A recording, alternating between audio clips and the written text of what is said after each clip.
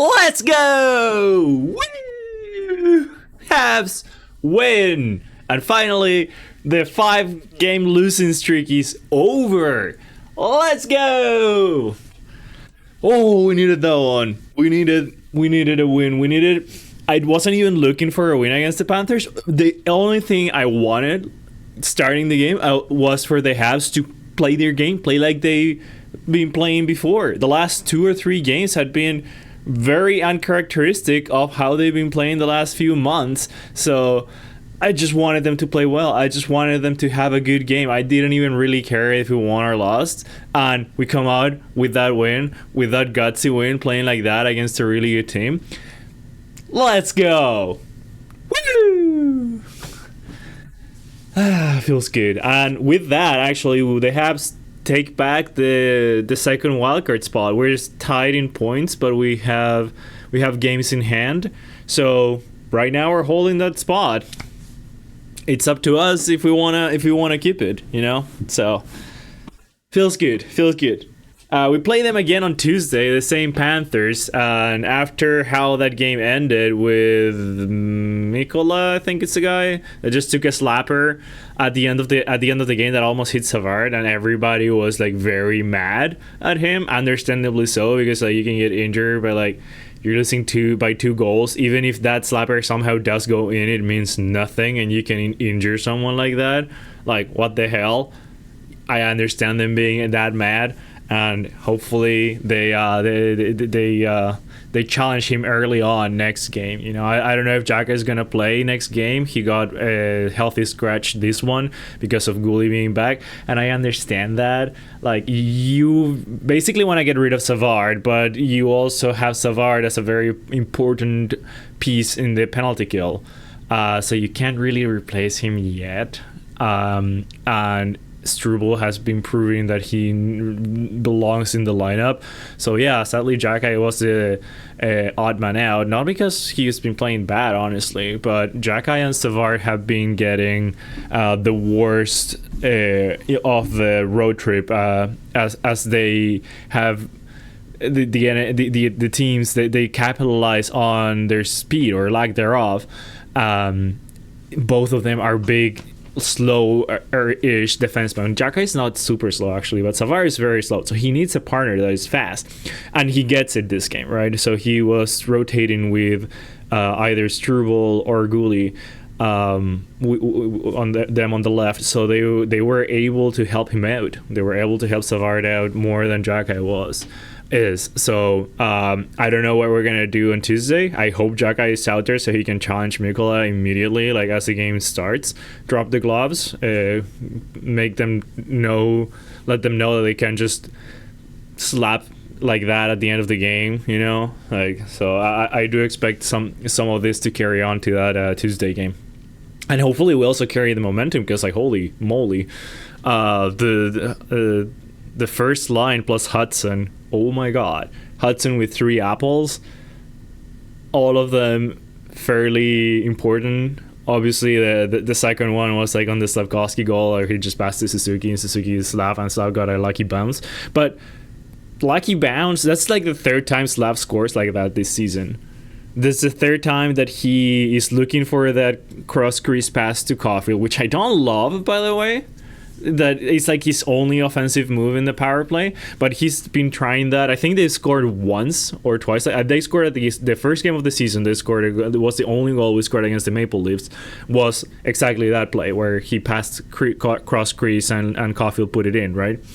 But other than that, I think we scored one more time from that play, like from the pass to Caulfield, and 3 times from Slav taking the pass and it just going in with a lucky bounce.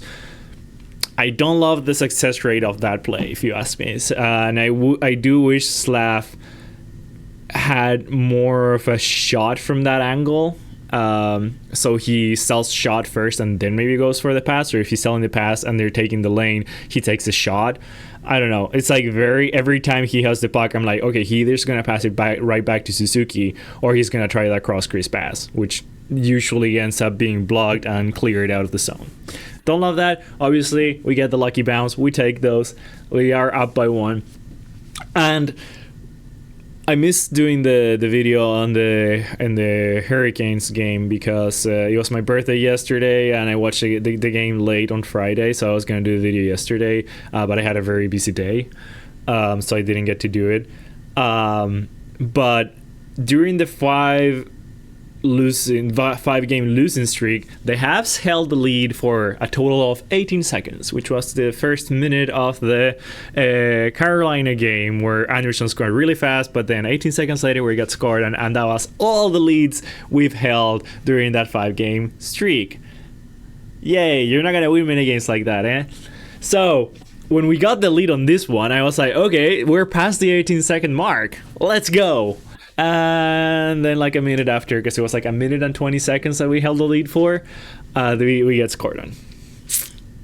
Unfortunate mistake by Carrier, who usually plays better than that one, and he played the rest of the game fairly well. Like, he was good defensively, which is all we ask about of him. So rare mistake on his end. He overskates the puck, and it's against the line of Barkov and Reinhardt. Reinhardt had a couple chances like that. He's not gonna miss often. He did get stopped or missed 1 or 2 times before that. Yeah, he's eventually gonna score them, and they scored. Honestly, what I've been seeing from the Habs lately is that they do a lot better against teams that are hard on the forecheck, that like to push far in. I feel like the style of play that we have right now is better against those teams because we're able to recycle the puck in our zone fast and get it out of there and have our wingers push their line, so their defense has to go back, or we have the flick over to the neutral zone, and the Habs have been doing that and relying on that move a lot, the flick into the neutral zone, and I think that plays really well against teams that are heavy on the forecheck, like the Panthers. It doesn't play well against teams that don't have a system, like the Flyers, that have a defensive system, like the Hurricanes, or they're just like really hot, like the Blues. Because yeah, we got dominated against Carolina and against the Blues and against the Flyers. You know, we were just not playing good enough. We were having so many small mistakes that obviously amount to a lot of opportunities to the other team, and they were capitalizing on them. So not a good game, but we were fairly tight defensively on this one. We were not giving a lot of chances. We were hard on our own forecheck, and it was great to see from the guys, because you started wondering if A, the pressure was getting to them, like I had been mentioning, or B, they were just getting tired because they've been playing above their standard for so long. You start questioning, like, oh, okay, so have they been playing with a lot of heart and all that it's very taxing. You get very tired doing that. So how can you keep that pace up for like working overtime pretty much for as many games as you need to get to the playoffs? It's difficult, but in a vacuum, obviously the 5-game losing streak and the whole that situation is not great. In the overall scheme, or the overall Habs situation, this is great. It's great that we're playing these kinds of games. It's great that we are that all our young players are getting this experience where they need to play well for a good amount of games, because isn't that what all the playoffs is about? Isn't that what winning the Stanley Cup is about? Just being the best team for 16 or 20, between 16 and 20 something, 28 games. Like, you need 16 wins once you're in the playoffs to get the cup. You need to be the best team for at least 16 games to win the cup. So yes, you're gonna have to play above your standards for a while. Even when you're in the Stanley Cup, even if you're the favorite to win the cup, you still need to play above, right?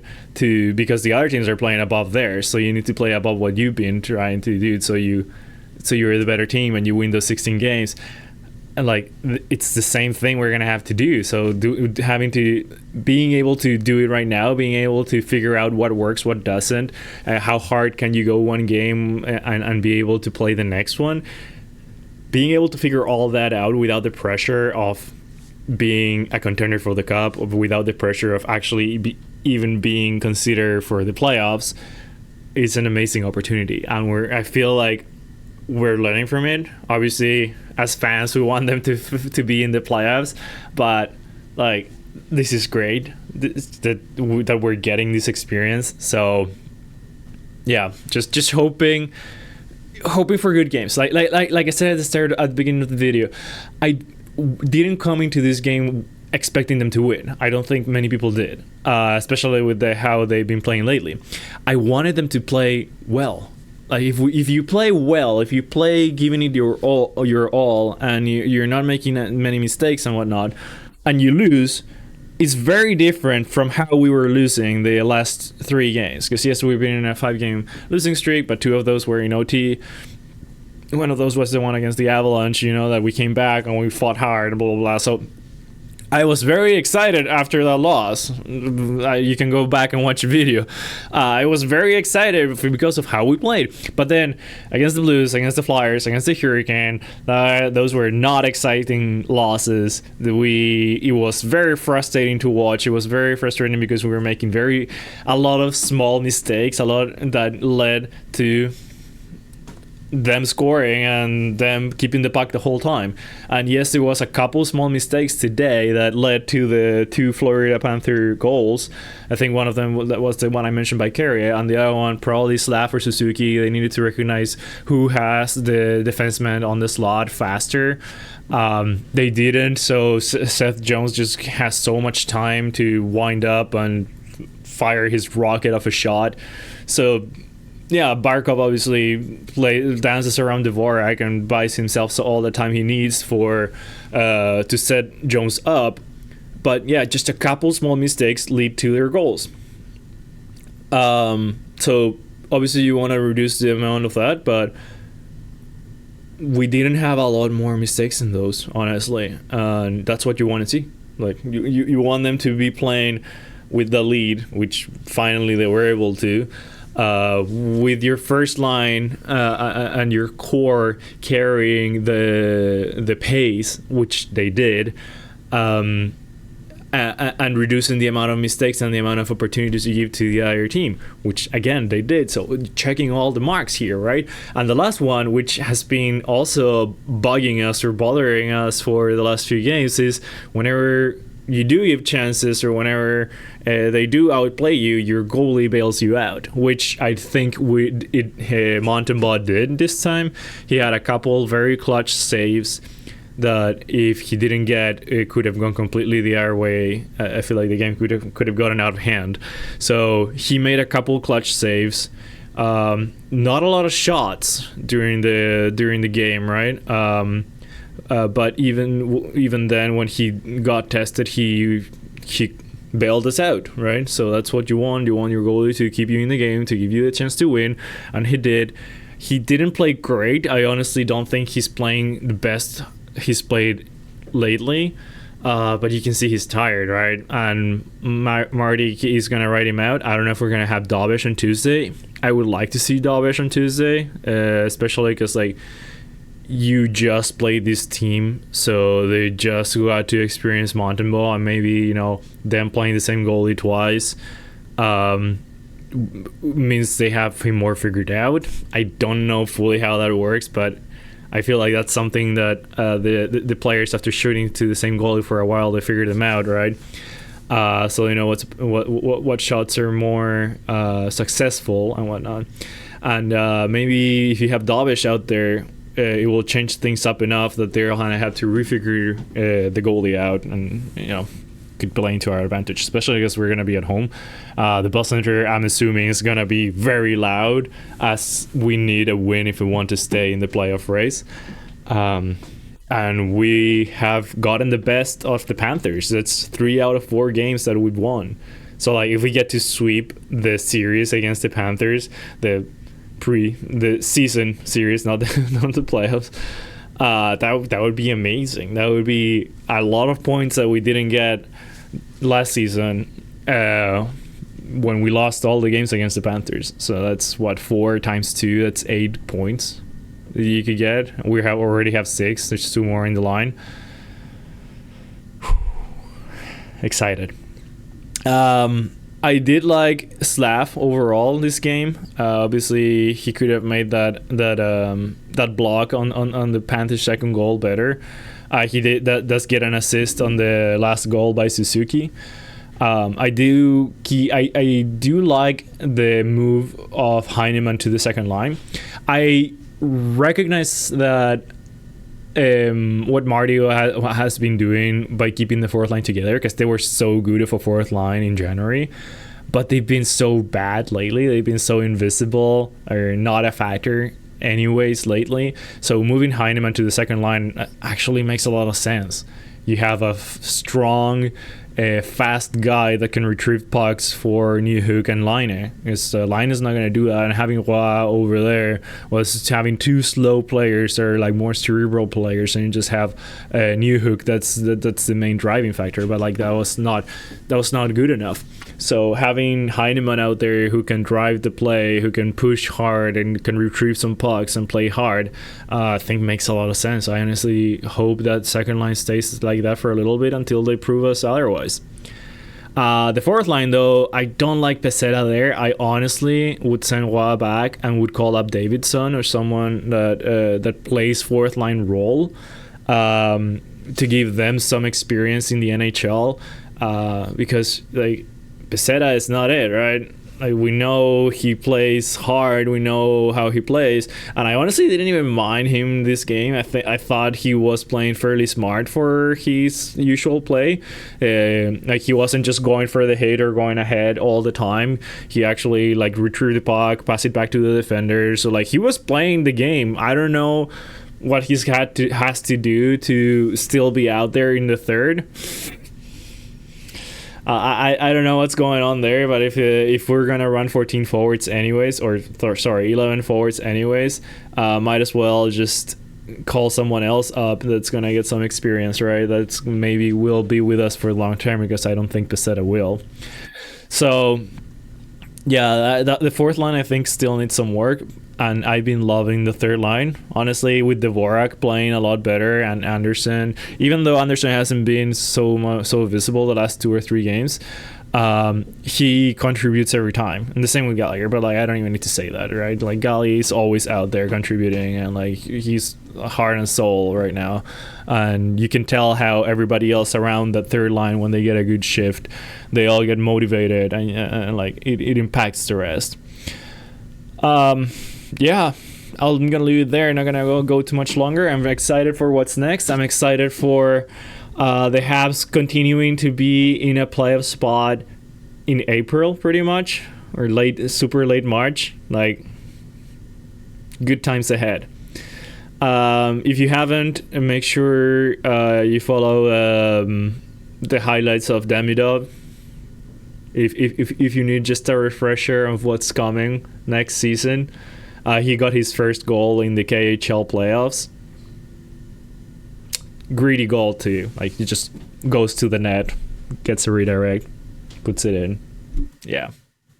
Anyways, hope for a win on Tuesday.